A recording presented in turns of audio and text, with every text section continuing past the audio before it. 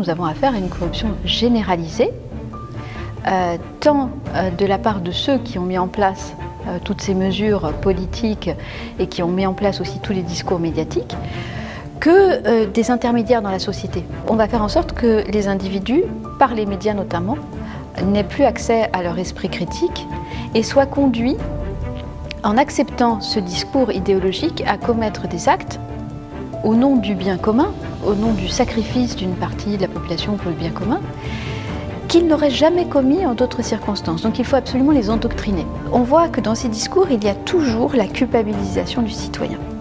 C'est-à-dire qu'en somme, si ça ne fonctionne pas, ce n'est pas le gouvernement qui est responsable, ce ne sont pas les hommes politiques, ce sont les citoyens. Nous devenons tous des coupables en puissance, des coupables de consommer de l'énergie, des coupables d'émettre du carbone, des coupables de vivre.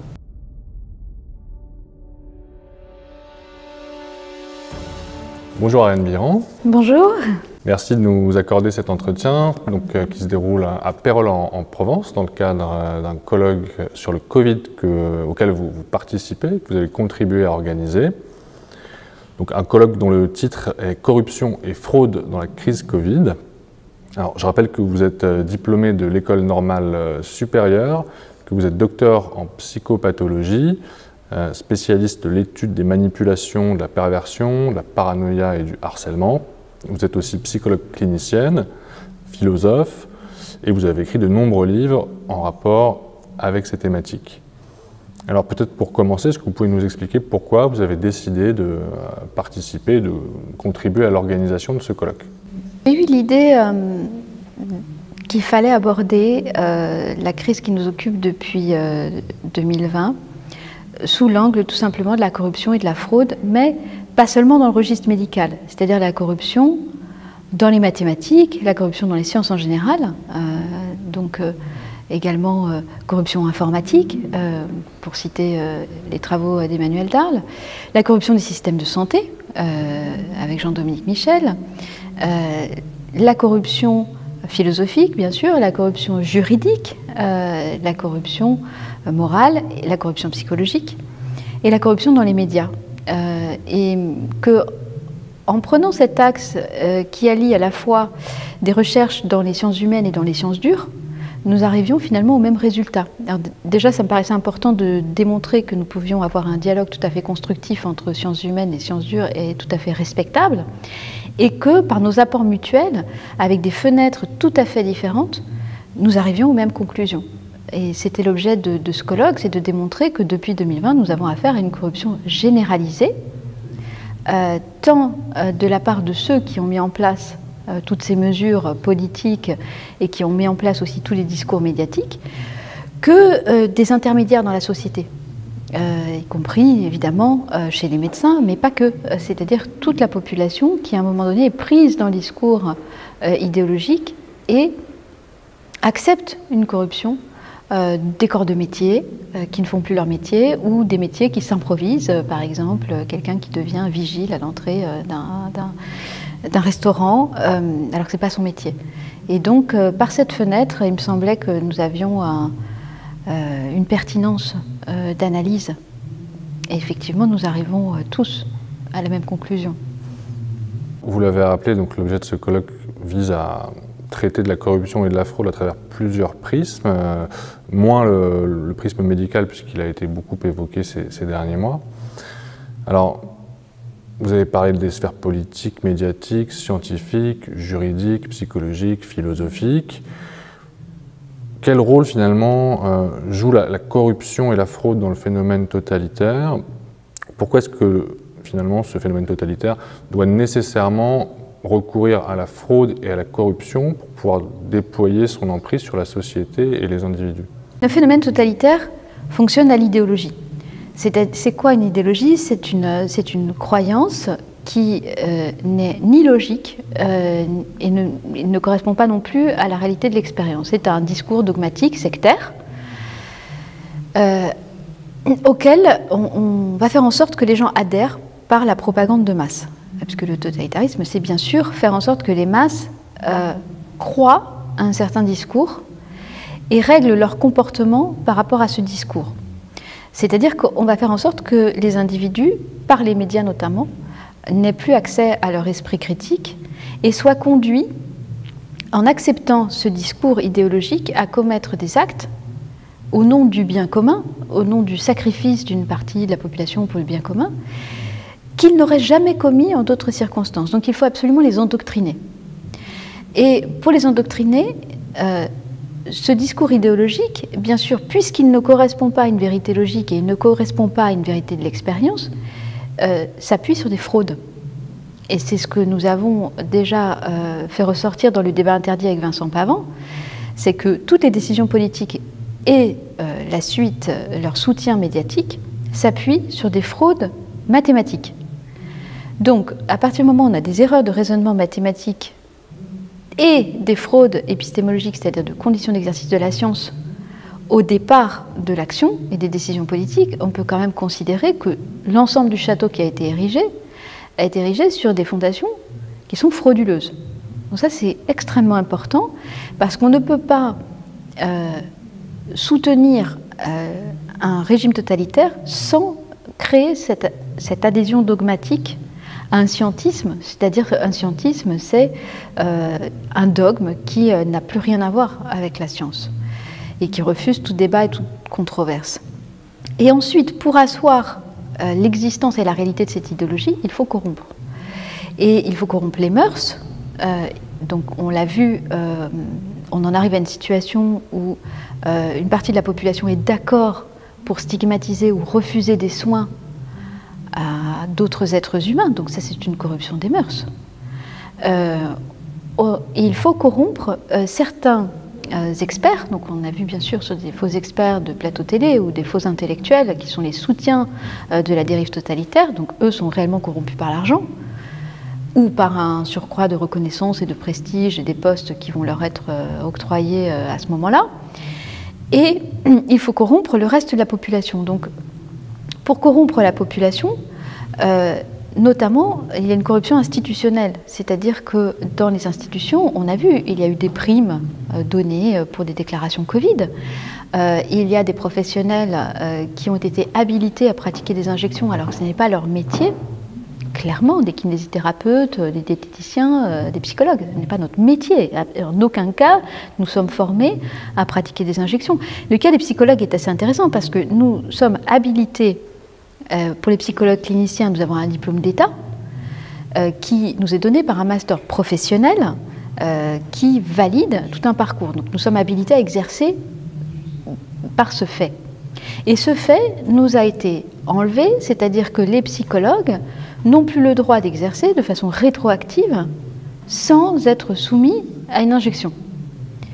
C'est-à-dire que la condition d'exercice a complètement changé. Ce n'est plus une validation d'études, c'est une autre condition au chantage qui a été exercée de façon rétroactive. Et on sait très bien que les rémunérations ont été juteuses pour tous ceux qui se sont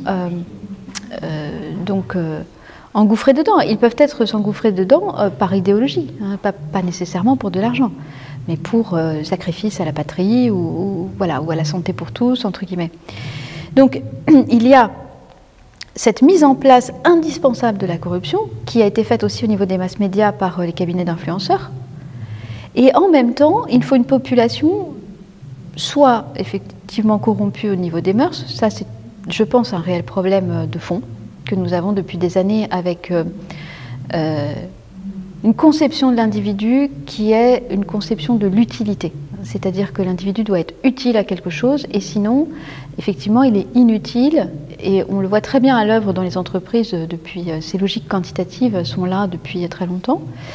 Ça, c'est un premier point. Mais il faut aussi qu'une grande partie du peuple adhère par idéologie, c'est-à-dire sans être corrompu précisément, c'est-à-dire des gens qui obéissent en toute bonne foi et font marcher la machine totalitaire par cette bonne foi.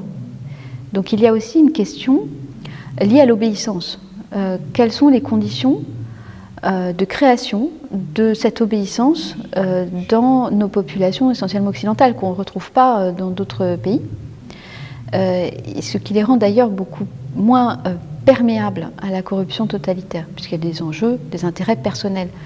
Et comme je l'ai dit dans ma conférence, ce n'est pas l'intérêt du patron de restaurant de faire des contrôles à l'entrée de son... alors il peut le faire parce qu'il peut avoir peur des amendes, il peut le faire parce qu'il a effectivement peur d'avoir des ennuis, mais il peut aussi le faire par idéologie, par sentiment d'adhérer au bien commun, de faire quelque chose qui est bon pour les autres. Et c'est là, je crois, la problématique, parce que quand il va le faire par idéologie, il ne le fait plus du tout pour lui-même, en fait. C'est pas son intérêt. Son intérêt, c'est d'avoir le plus de clients possible. Donc, il y a cette dynamique entre une corruption insufflée par le haut, très clairement, une tentative d'éroder, hein, je l'ai rappelé, corrompere, ça veut dire briser les liens entre les individus, donc éroder les liens. On l'a vu dans les familles, entre les amis, dans les professions, etc. En faisant bouger les lignes, et notamment les lignes des différentes professions, c'est-à-dire que plus personne ne reste dans son cadre déontologique, puisque ce n'est pas ce qui est demandé. Ce qui est demandé, c'est de justement glisser par rapport à ce cadre. Donc il n'est plus demandé aux médecins de soigner selon leur conscience, il leur est demandé d'appliquer des directives. Donc on est très très loin des déontologies de respect, par exemple, du consentement éclairé, ce qui est une déontologie, ou une déontologie médicale qui est dans le doute abstiens-toi, c'est-à-dire une prudence. Je crois que la vertu de prudence, on l'a complètement oubliée. Et donc cette corruption d'un côté, et presque une absence de corruption dans le peuple qui est plutôt obéissant et plutôt dévoué, et croit plutôt dans ses gouvernements. Et c'est une croyance qu'on a du mal à détricoter, en particulier en France, c'est la croyance que le gouvernement nous veut du bien. Dans le cadre d'un entretien accordé à l'édition américaine d'Epoch Times, le psychologue Mathias Desmet, qui est auteur de l'ouvrage « La psychologie du totalitarisme », qui a réfléchi à des problématiques, je crois, assez similaires aux vôtres pendant cette épidémie, a expliqué que pour lui, on était confronté à l'émergence d'un nouveau phénomène totalitaire qui était différent de ceux apparus au XXe siècle, donc le nazisme ou le communisme. Et il a parlé d'un totalitarisme technocratique et bureaucratique. Il a notamment fait référence aux travaux de Hannah Arendt sur ce sujet. Et donc une nouvelle forme du phénomène totalitaire qui, pour lui, est l'aboutissement en quelque sorte de l'idéologie rationaliste née au moment des Lumières. Est-ce que vous partagez ce point de vue? En quoi le phénomène totalitaire moderne diffère de ceux qui l'ont précédé? C'est très compliqué sur le moment même d'arriver à diagnostiquer correctement une situation. Je ne suis pas sûre d'être totalement d'accord avec Mathias Desmet concernant... Alors, ce qui est sûr, c'est que concernant la nouveauté psychologique, rien de nouveau sous le soleil. Dans le sens où, de tout temps, nous avons eu des passionnés du pouvoir qui ont essayé d'exercer des contrôles sur les corps, sur les esprits, dans les populations. On peut simplement penser à l'esclavage pendant des siècles, et donc où une partie du genre humain s'estimait totalement légitime pour esclavagiser une autre partie considérée seulement utile du point de vue de son corps. Et c'était théorisé comme ça, y compris chez Aristote. Donc ça, c'est pas nouveau. Par contre, je pense qu'il y a une nouveauté, il y a plusieurs nouveautés qui sont dans les instruments du contrôle. C'est-à-dire, effectivement, une maîtrise technologique effroyable. De la même façon, pour créer cette idéologie, c'est-à-dire cet endoctrinement des masses, il nous faut des moyens médiatiques. Et je crois que ça s'est totalement raffiné aujourd'hui au travers des écrans. Effectivement, il y avait besoin dans le nazisme ou le communisme de faire des grandes mises en scène spectaculaires, théâtrales pour marquer les esprits. Aujourd'hui, on a simplement besoin de passer par une répétition au travers des écrans.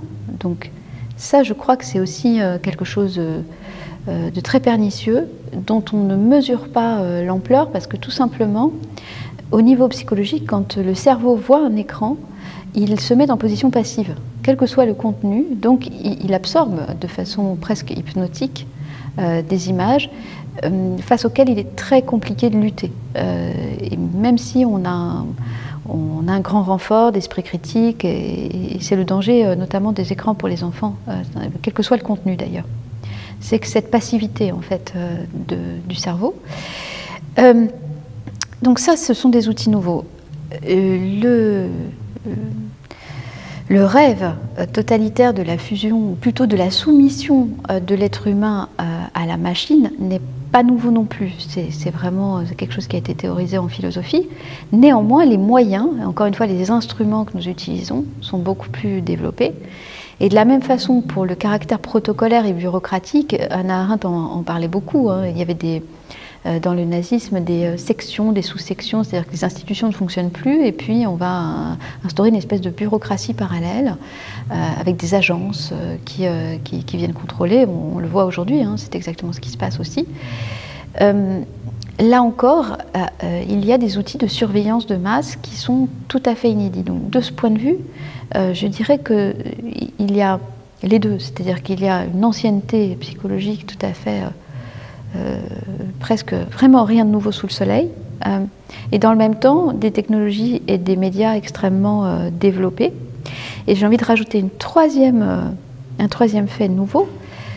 Alors, dans quelle mesure c'est une illusion ou pas, mais c'est la capacité de nous autodétruire. C'est-à-dire, encore une fois, les instruments de notre autodestruction sont aujourd'hui extrêmement puissants. Et peut-être qu'encore une fois, à l'époque, c'est le philosophe Hegel qui fait cette remarque en disant que la guerre, ce n'est pas la même quand c'est une guerre où on est obligé de faire du corps à corps, ou quand c'est une guerre qui devient virtuelle et on appuie sur... voilà. Là, je vais rajouter un élément contemporain, mais on appuie sur un bouton, on est en train de jouer aux jeux vidéo. Donc, il y a une décorporalisation très importante dans nos existences. Ça, je crois que c'est extrêmement nouveau. Quelle est la part aussi peut-être du phénomène transhumaniste dans justement ce nouveau totalitarisme? Est-ce qu'on peut considérer que l'idée transhumaniste finalement sous-tend aussi ce phénomène totalitaire? Absolument. Du point de vue philosophique, nous pourrions définir le transhumanisme comme la transformation de l'être humain en homme, entre guillemets, augmenté par la machine. Mais en fait, c'est la machine qui le contrôle. C'est-à-dire que, en termes d'augmentation, même si on nous explique que nous allons avoir des super pouvoirs dans la matière, en réalité, nous perdons tous nos super pouvoirs humains qui sont précisément dans nos émotions, dans le rêve, dans l'imaginaire, dans l'aspiration à la liberté, dans une spiritualité. Bien sûr que ce qui nous permet de considérer l'autre comme sacré, quel qu'il soit, d'ailleurs sans mettre de conditions, c'est bien sûr d'avoir un ancrage spirituel. Et le transhumanisme, c'est l'inverse, c'est faire descendre, croire ou nous faire croire que nous serions des dieux sur Terre. Donc déjà sur le plan terrestre matériel, et c'est se prendre pour Dieu, ce qui est tout à fait la logique du délire paranoïaque. C'est se croire Dieu, calife à la place du calife, et Dieu à la place de Dieu. Et ce qui nous humanise, c'est précisément notre imperfection, comme le rappelait Olivier Soulier, et c'est le sentiment de notre finitude. C'est-à-dire précisément, nous allons mourir, donc nous devons valoriser nos existences, et précisément, nous allons être confrontés à des diminutions, à la maladie, à des accidents, et tout ça valorise nos rencontres, j'ai envie de dire, met de l'importance à l'amitié, aux histoires d'amour, à tout ça. C'est bien sûr que ça peut se terminer.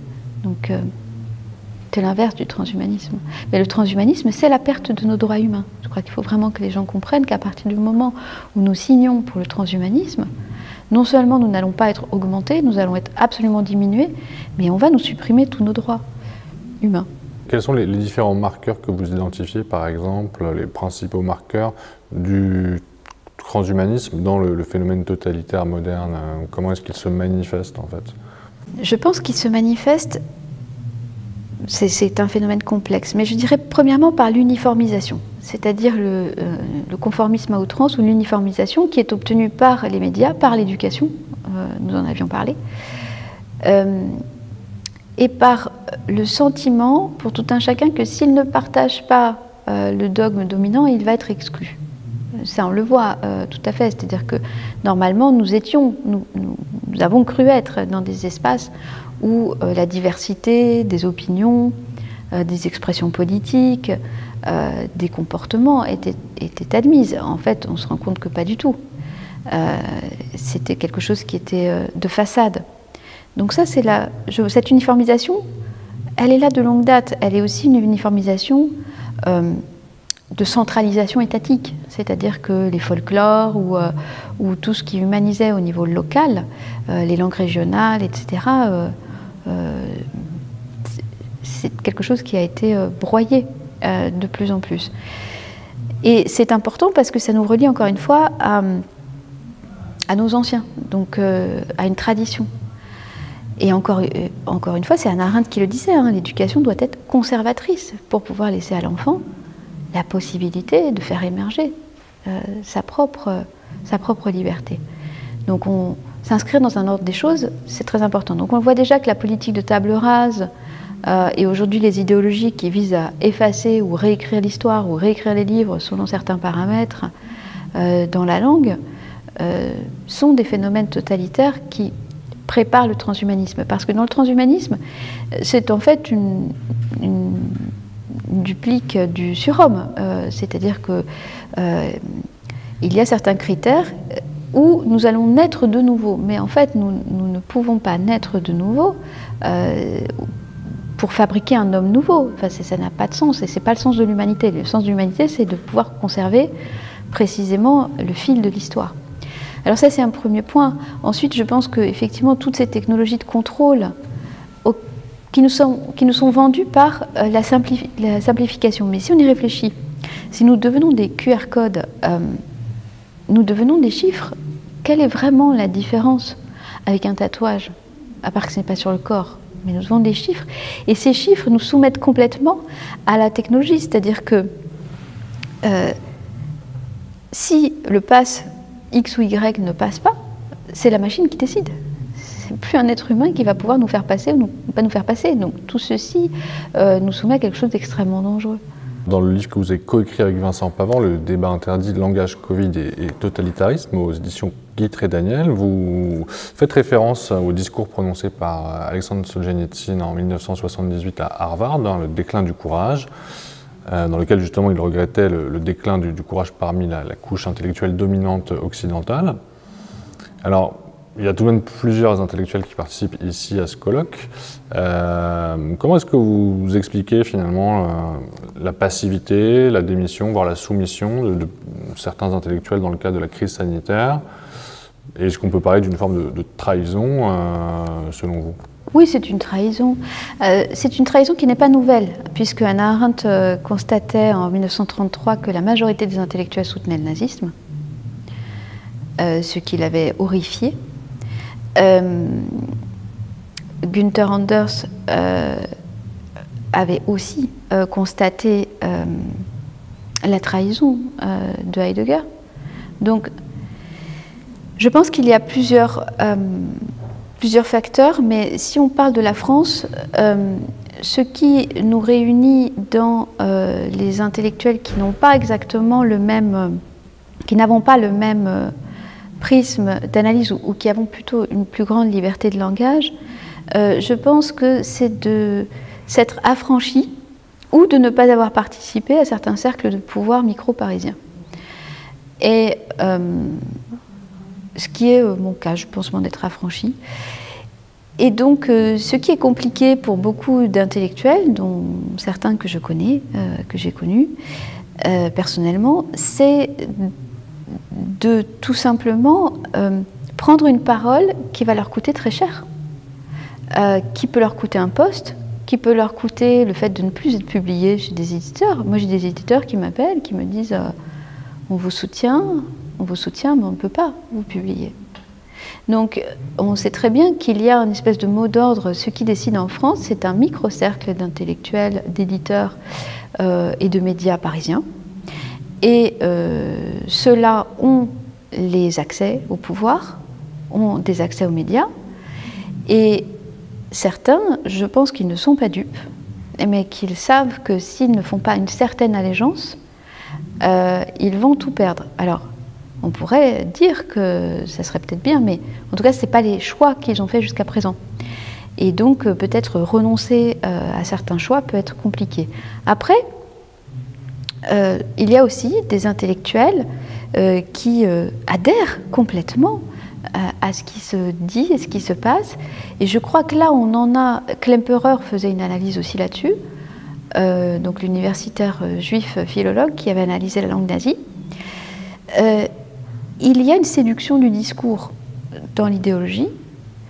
Et donc, le défaut d'un intellectuel, son défaut constitutionnel, j'ai envie de dire, c'est la difficulté de s'incarner, c'est-à-dire d'être plutôt dans les livres, c'est une réalité, hein, j'en ai fréquenté beaucoup, et d'avoir du mal à être dans la réalité de l'expérience ou de faire l'épreuve de l'expérience. Personnellement, c'est ce qui m'a fait basculer de la philosophie à la psychologie, j'avais besoin de faire l'épreuve de l'expérience. Et donc, ce point-là les dessert parce qu'en réalité, soit ils n'ont pas nécessairement accès à l'expérience, soit tout simplement ils sont séduits par un certain type de discours et ils sont capables de retranscrire ce discours.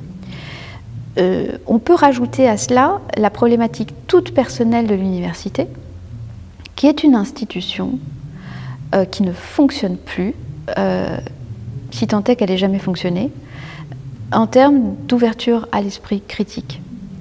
C'est une institution parfaitement conventionnelle et dont on voit aujourd'hui que, comme Vincent Pavant, quand un universitaire exerce tout simplement ce pourquoi il est fait, c'est-à-dire faire régner l'esprit critique, pouvoir incarner cet esprit critique, il est puni par l'institution.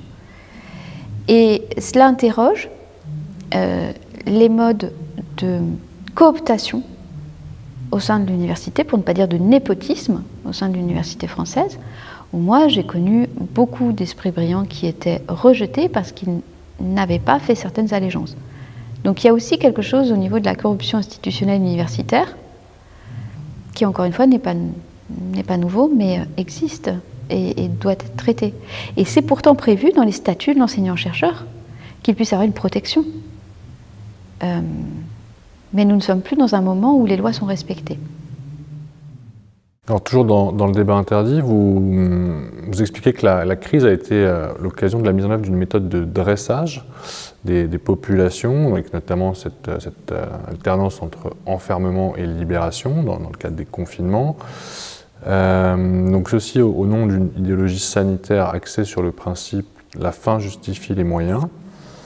Donc les mesures se sont assouplies en France depuis plusieurs mois maintenant. Le pass vaccinal n'est notamment plus en vigueur. Quel regard vous portez sur cet allègement des mesures sanitaires? Est-ce qu'il est simplement temporaire selon vous? Est-ce qu'il correspond finalement à une phase de libération dont vous parlez? Et voilà, comment vous voyez les choses évoluer? Est-ce que cette logique pourrait revenir bientôt? Je pense que tout d'abord, comme je l'ai répété plusieurs fois, l'idéologie, donc ce fameux discours dogmatique, sectaire, quasi religieux, est voué à se mouvoir. Ça, c'est Hannah Arendt qui le dit, pour plusieurs raisons, c'est-à-dire qu'il faut continuer à exciter les foules et à entretenir la peur pour pouvoir obtenir de la soumission. Donc si on fige un seul discours, au bout d'un moment, le cerveau humain est fait de telle façon qu'il va commencer à interroger ce discours figé. Il va sortir un petit peu de la peur, de la sidération et commencer à interroger ce discours qui va lui paraître totalement irrationnel et paradoxal. Et je pense que c'est aussi l'une des raisons pour lesquelles il faut absolument faire témoignage de tous les discours qui ont eu lieu depuis 2020 pour, avec recul et distance, se rendre compte du caractère irrationnel de ces discours. Mais cette mobilité de l'idéologie est absolument indispensable. Donc il y a, à mon avis, deux points indispensables dans la mise en place du totalitarisme. Le premier, ce sont les moments de pause. Mais les nazis ne faisaient pas autrement. Et je l'ai rappelé dans le débat interdit en prenant l'exemple de Budapest et en démontrant qu'à certains moments, il y avait des arrêts de persécution et que même on redonnait des droits aux Juifs avant de relancer une persécution bien plus ardue.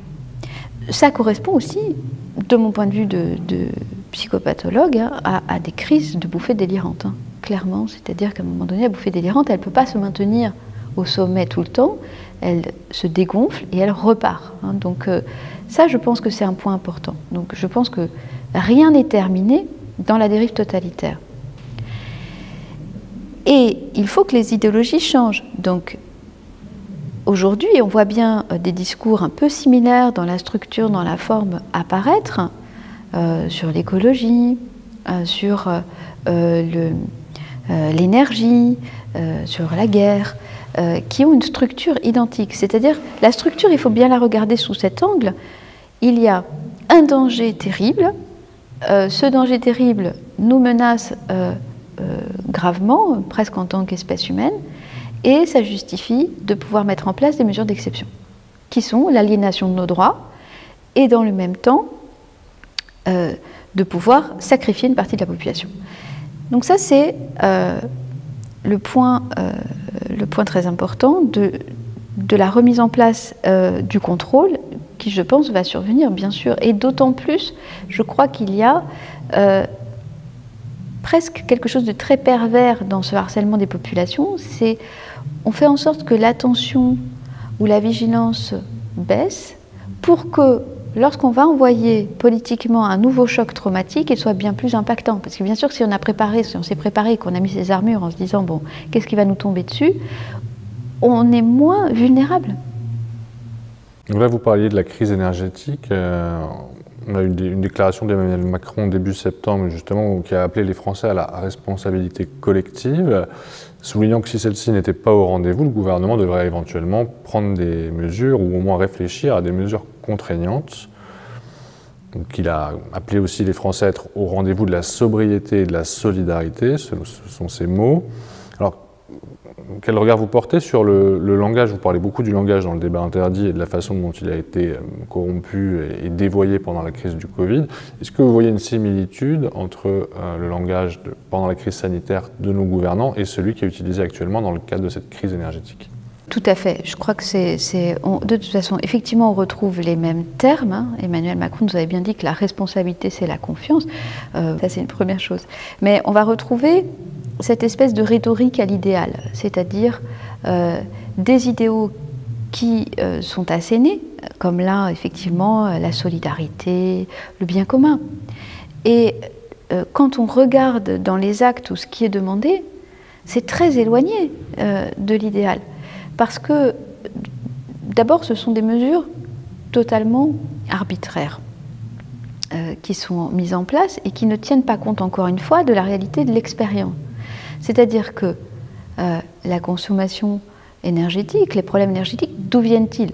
Je n'ai pas encore bien étudié le sujet, mais ça pourrait quand même être intéressant de se poser un certain nombre de questions.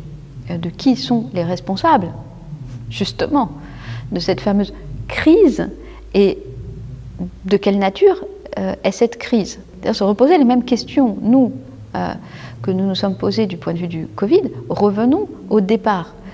D'où et comment ça commence? Et par qui? Et pourquoi? Et quels sont les premiers principes? Ça, je pense que c'est vraiment quelque chose de très important. Ensuite, on voit que dans ces discours, il y a toujours la culpabilisation du citoyen. C'est-à-dire qu'en somme, si ça ne fonctionne pas, ce n'est pas le gouvernement qui est responsable, ce ne sont pas les hommes politiques, ce sont les citoyens. Or, je crois que, il me semble, que précisément les responsabilités sont exercées par eux. Donc les premiers responsables, ce ne peut pas être les citoyens, ce ne peut pas encore être les citoyens qui payent la facture, entre guillemets. Donc cette culpabilisation du citoyen prépare encore une fois la délation des mauvais citoyens. C'est-à-dire qu'il y aurait des mauvais citoyens. Il n'y a pas des citoyens par nature, parce qu'à un moment donné, nous atteignons l'âge adulte et nous sommes en capacité de vivre ensemble et d'exercer ensemble notre citoyenneté. Je rappelle que les ministres sont les serviteurs du peuple, étymologiquement. Mais nous devenons tous des coupables en puissance, des coupables de consommer de l'énergie, des coupables d'émettre du carbone, des coupables de vivre. Et tout ceci fait partie de la logique totalitaire. On vous avait interrogé il y a quelques mois au sujet de votre livre « Chronique du totalitarisme » également, un livre qui rassemblait les chroniques que vous aviez publiées, ainsi que des articles qui traitaient du phénomène totalitaire sous le prisme de cette crise sanitaire. Alors cet été, vous avez publié sur votre site une nouvelle chronique intitulée « Totalitarisme et écosystème ». Dans cette chronique, vous écrivez, je cite, « L'humanité n'a jamais vaincu le totalitarisme, elle en est éternellement, régulièrement, périodiquement victime, quels que soient les décors de façade, la couleur locale, les idéaux brandis pour le bien de la masse, le type d'exigence sacrificielle requis. » Et vous ajoutez, « Plus j'approfondis l'étude du totalitarisme, plus je serai tenté d'embrasser une autre vision selon laquelle le totalitarisme serait un moment nécessaire de notre écosystème humain. » Alors, en quoi le phénomène totalitaire est-il un moment nécessaire auquel l'humanité serait périodiquement confrontée, selon vous? Quand j'ai écrit cette chronique, c'était une sorte d'évasion libre sur le plan de la pensée. C'est-à-dire, je me suis dit, et si nous formulions cette hypothèse-là? Nécessaire ne veut pas dire qu'il soit souhaitable. C'est le premier point. Nécessaire, c'est au sens où plus j'approfondis le développement psychique, parce qu'au départ je suis psychologue pour enfants, avant d'être psychologue pour adultes, parce que j'ai fait mon doctorat sur la psychose adulte, mais il me semble que tout s'enracine dans le développement psychologique de la première enfance pour nous. C'est-à-dire que nous sommes tous confrontés à la question de ce qui nous humanise et nous permet de vivre ensemble. Mais ce n'est pas premier, c'est pas quelque chose qui est premier pour nous. Ce qui est premier pour nous, c'est l'angoisse d'exister, le fait d'être abandonné sans défense dans ce monde, comme le nourrisson. Et si l'environnement ne répond pas de façon adéquate à nos besoins, nous pouvons en nourrir un sentiment de persécution, qu'on retrouvera d'ailleurs dans les phénomènes totalitaires. Et je travaille depuis des années sur ce que j'ai appelé la contagion délirante, bien avant les histoires de virus. Et la question qui me préoccupait et me préoccupe toujours, c'est qu'est-ce qui fait qu'un individu pourtant intellectuellement construit, émotionnellement construit, qui, dans une situation entre guillemets normale, se comporte tout à fait correctement, en vient à se retrouver embrigadé et à commettre les pires actes qui soient. Et j'ai parlé il y a longtemps de collectif régressé, c'est-à-dire d'un phénomène de régression psychique qui se passe dans le collectif pour l'individu et qui, pour moi, est une sorte de dégringolade de l'échelle de notre construction psychologique acquise dans la première enfance. Et c'est pour ça que c'est très puissant, parce que finalement, le phénomène totalitaire, on voit bien qu'il manie la terreur et l'angoisse, il nous ramène à l'état de nourrisson. Et il nous dit, je vais te protéger, je te prends en charge, ne réfléchis plus à rien, je te donne tout, reste chez toi confiné, je te paye, voilà, etc. Donc il nous met dans cet état régressif. Et c'est un état qui est très séduisant pour nous, parce que retrouver par rapport à une angoisse existentielle les bras de maman, la sécurité, la chaleur de maman, c'est quelque chose qui est presque souhaité de façon nostalgique par tous les êtres humains. Bon, après, ça dépend de la maman, hein, bien sûr, mais en tout cas dans le fantasme. Et bien sûr, dans le cas totalitaire, c'est une mère extrêmement maltraitante, extrêmement tueuse. Donc, quelque part, l'histoire de l'humanité, pour moi, au niveau des individus comme des collectifs, comme des institutions, comme des États, comme des peuples, des civilisations, c'est essayer de construire quelque chose qui est fondé sur des interdits fondamentaux, qui est fondé sur effectivement l'être humain qui est sacré, l'interdit du meurtre, l'interdit de l'inceste, la différence des générations, la différence des sexes, tout ce qui nous permet de mettre de l'espace et de la séparation entre nous. Et à partir de cet espace et de cette séparation, nous allons pouvoir construire ensemble une civilisation qui inclut sa finitude, donc inclut ses limites, donc inclut un rapport spirituel au monde. Et ça, c'est quand on a fini son développement psychique. Mais quand on dégringole cette échelle, eh bien, on se retrouve dans l'espace de la confusion où il n'y a plus de séparation. Et puisqu'il n'y a plus de limite, il n'y a plus de séparation, nous régressons, nous régressons.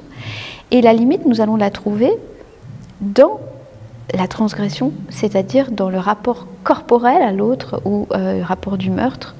Et je crois que c'est vraiment l'histoire psychologique de l'humanité de se débattre entre, Platon disait, entre l'ange et la bête, hein, c'est-à-dire que nous sommes entre les deux et nous nous débattons. Donc une nécessité presque comme une civilisation qui dégringole, et en dégringolant, fait dégringoler les individus, ou les individus participent à sa dégringolade, et nous revenons dans un espace totalement archaïque où il n'y a plus de séparation entre moi et l'autre et où on nage dans la confusion et l'indifférencié. Et une angoisse évidemment existentielle. Dans le texte de cette chronique, vous expliquez aussi que nous sommes sur la fin d'une civilisation en déclin, qui a atteint son terme, et que le moment totalitaire est tout bonnement l'instrument de la destruction d'une civilisation qui n'est plus viable. Alors, pourquoi est-ce que notre civilisation ne serait plus viable selon vous? Quels sont les éléments qui vous amènent à penser qu'elle a atteint son terme? Dans cet article, je fais référence à la dialectique dans l'histoire de Hegel, qui voit dans toute chose, existence, dans tout être vivant, dans toute construction humaine, eh bien un cycle qui est la naissance, la croissance, l'apogée, la décrépitude et la mort. Et finalement, tout sur Terre obéit à ce cycle, absolument tout. Nous, en tant qu'êtres humains, une plante, mais aussi une maison, on a beau faire des constructions pour des siècles et des siècles, et à un moment donné, elle s'effondre. Et même dans ce que nous en conservons, cela s'effondre. Et jusqu'à l'oubli. Hein. Donc, je crois que c'est vraiment quelque chose qui régit cette planète. Et donc, si on prend ce prisme-là, effectivement, le totalitarisme serait un moment de destructivité maximale, servant à faire s'effondrer la maison qui ne tenait plus tellement debout, qui était déjà en érosion.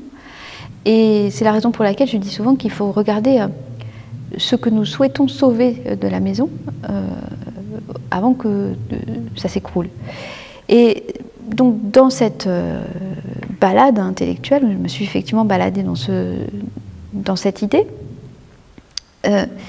ce serait comme une analogie aussi avec la nature, où il y a ce moment de putréfaction, de corruption, de décomposition, qui est nécessaire. Alors, encore une fois, pas souhaitable du point de vue humain, parce que les destructions, la souffrance est énorme. Mais si on regarde avec plus de distance, qu'est-ce que cela vient dire d'une civilisation qui ne tenait plus debout, parce que c'est bien parce qu'elle ne tient plus debout que nous en sommes à accepter, encore une fois, un apartheid, une stigmatisation, le fait de laisser des gens sans ressources, sans revenus, sans moyens de subsistance, comme ça a été le cas, je le rappelle, pour les confinements, même si en France ça s'est bien passé, entre guillemets, parce que les gens n'ont pas été trop laissés à l'abandon, ça n'a pas du tout été le cas dans le reste du monde.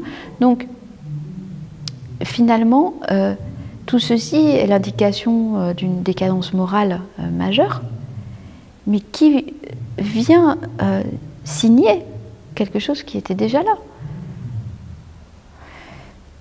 Alors, quand est-ce que ça a commencé? Je ne sais pas, il faudrait réfléchir, il y a plusieurs hypothèses. Mais je crois que ça, en tout cas, ça s'est accéléré gravement au XXe siècle. Et presque, si on prend cette hypothèse, on peut se dire on a eu des soubresauts terribles avec le totalitarisme nazi, communiste, et puis d'autres phénomènes totalitaires, bien sûr, hein, qui ont eu lieu au XXe siècle. Là, on voit que, sans doute, et je soutiens totalement l'idée de Vera Sharav que nous nous approchons de quelque chose d'absolument inédit en termes de totalitarisme mondial, avec des conséquences qui seront sans doute bien plus atroces que déjà ce que nous avons vécu en termes d'atrocité et qui était important. Donc nous en sommes juste au seuil. Après, il y a une double question, c'est est-ce que nous y survivrons? sachant la capacité d'autodestruction que nous avons.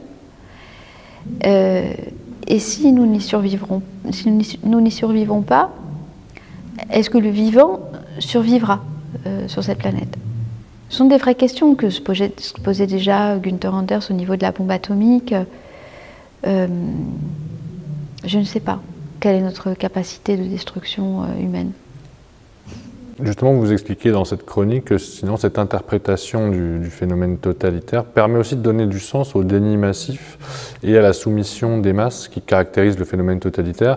Et vous expliquez voilà, ce déni qui s'opère malgré la somme colossale d'informations alternatives qui circulent aujourd'hui, ce qui n'était peut-être pas le cas, enfin même sûrement pas le cas dans les totalitarismes précédents. Ce qui m'a interpellée, c'est effectivement malgré, alors à la fois la force médiatique et la force dans les deux sens, hein, la puissance médiatique dans la propagande et la capacité aujourd'hui d'être informé ou de s'informer, c'est que finalement je me suis dit mais on retrouve toujours, et j'avais acquis cette conviction quand je faisais des expertises sur des plaintes de harcèlement dans les entreprises, on retrouve toujours la même proportion d'individus.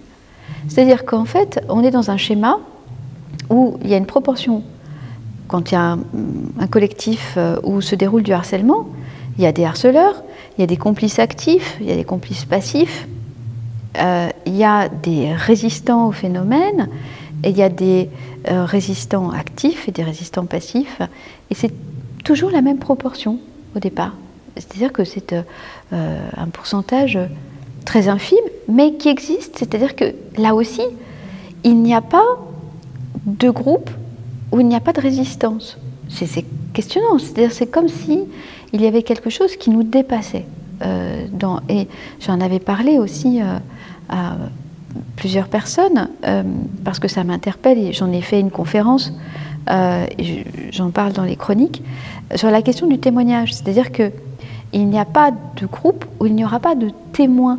Et on le voit de façon spectaculaire, avec le cas de Klemperer, où à Dresde, il y avait 6000 juifs.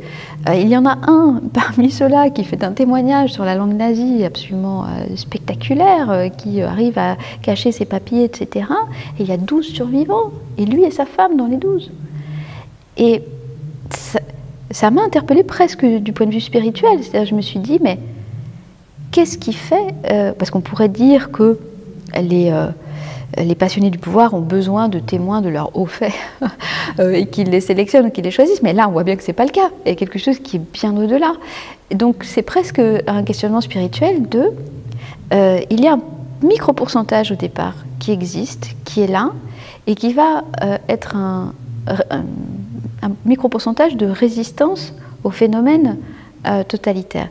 Et puis il y a cette masse qui se fait endoctriner, etc. Et puis petit à petit, il y a bien sûr de moins en moins, au fur et à mesure où il y a des destructions, il y a de moins en moins de gens qui vont soutenir, parce que le phénomène totalitaire ne se soutient que par l'endoctrinement des masses. Encore une fois, nous aurions des passionnés du pouvoir tout seuls, ils ne feraient rien du tout.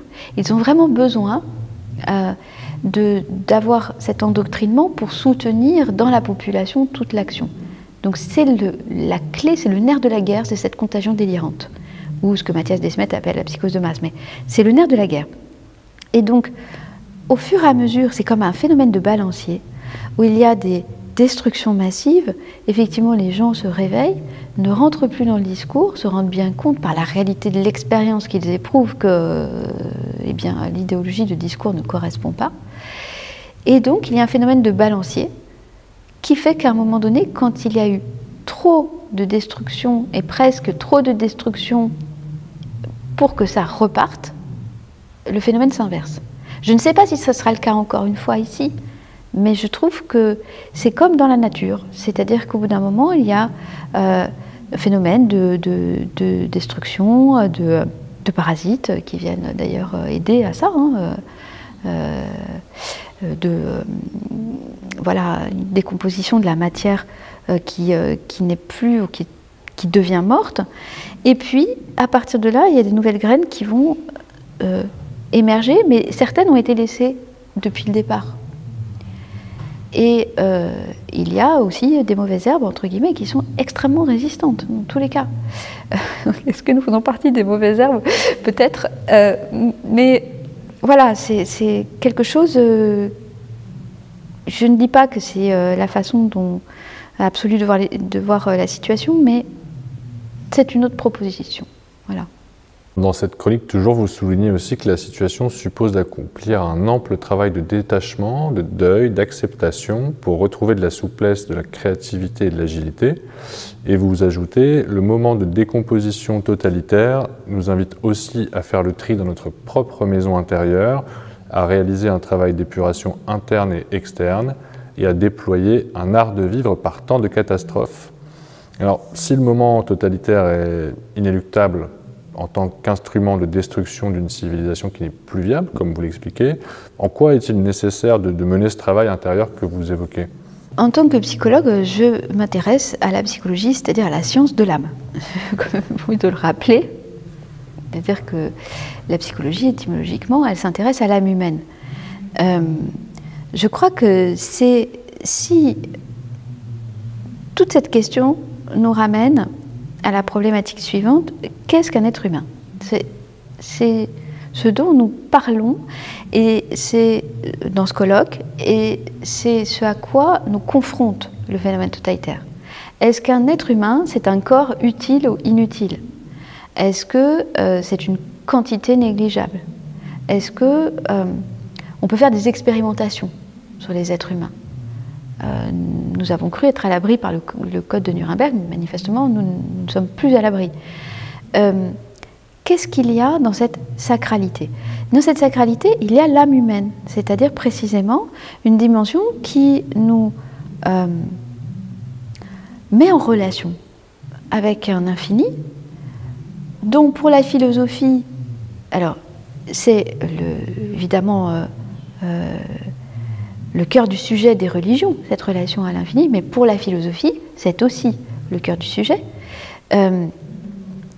puisque, comme j'aime à le rappeler, la question de la liberté est le centre de la métaphysique. Et nous avons, dans cette question de la liberté, une aspiration à ce qui est plus grand que nous. C'est-à-dire que nous ne sommes pas libres, nous sommes tous enchaînés de diverses manières, mais nous avons cette aspiration. Et c'est le philosophe de la philosophie du droit, Hegel, qui rappelle que la définition de la liberté, c'est l'amour. Donc, parce que c'est cet endroit en nous où nous pouvons être dans la rencontre avec un amour infini qui nous dépasse et qui, en même temps, nous fait sentir à quel point nous sommes limités, mais nous fait sentir aussi que ce territoire existe. Et c'est parce que nous avons ce territoire, cette rencontre possible en nous, que nous allons considérer que l'autre, il a aussi ce territoire en lui. Et c'est pour ça qu'on ne peut pas faire n'importe quoi. Et c'est la raison pour laquelle aussi, j'en avais parlé, la perversion du système totalitaire, c'est l'inverse de la tendresse.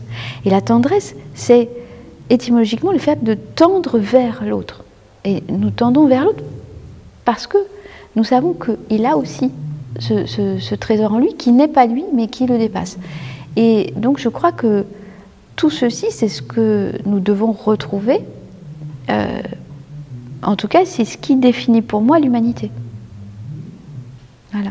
Et vous aviez parlé, je crois, dans une chronique précédente, de gigantesques attaques contre la tendresse humaine à propos des mesures prises dans le cadre de cette crise. Oui. Ben, nous savons en psychologie que les familles où règne la perversion sont des familles où il n'y a aucune tendresse.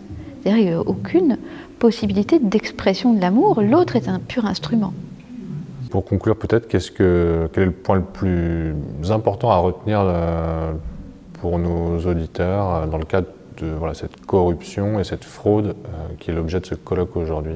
Je crois que le plus important, c'est de réussir à faire vivre la diversité de nos points de vue. C'est-à-dire qu'à un moment donné où on essaye aussi d'accuser tous ceux qui n'ont pas qui se questionnent tout simplement, qui ont presque une approche philosophique en général de questionnement, où on essaye de les faire passer pour des personnes sectaires. Rappeler que nous sommes l'inverse des personnes sectaires pour les intervenantes de ce colloque, parce que nous essayons de ne pas exclure. Et la secte consiste à exclure, hein, c'est-à-dire à couper, c'est l'étymologie. Secte, on coupe, sécateur, c'est la même étymologie. On coupe les personnes des autres. Et ça, c'est de la corruption, couper le lien, rompre le lien. Et nous essayons, au contraire, d'inclure des formes de questionnement.